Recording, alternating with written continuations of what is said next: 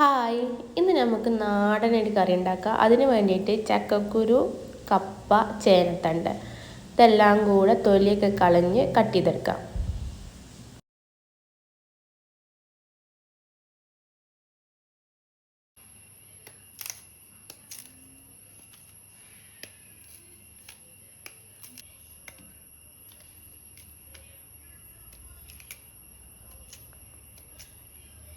ഇപ്പോൾ എല്ലാം കട്ട് ചെയ്തെടുത്തിട്ടുണ്ട്.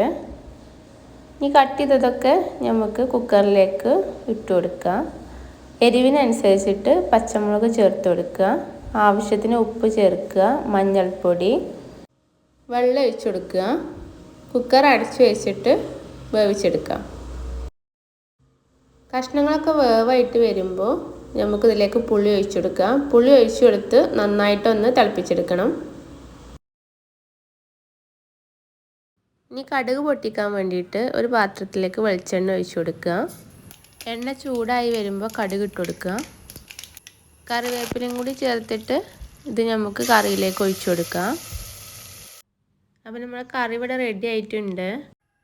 കറി ഇങ്ങനെ നല്ല ചൂടുള്ള ചോറിൻ്റെ മുകളിലേക്ക് ഇങ്ങനെ ഒഴിച്ച് ഒരു കഷ്ണം മീൻ പൊരിച്ചതാണ് വേണ്ടത്. ഇവിടെ മീൻ പൊരിച്ചത് ഇല്ലാത്തതുകൊണ്ട് ഞാൻ കോഴി പൊരിച്ചതോട്ട് അഡ്ജസ്റ്റ് ചെയ്യാണ്.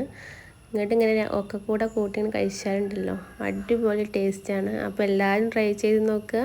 Thank you.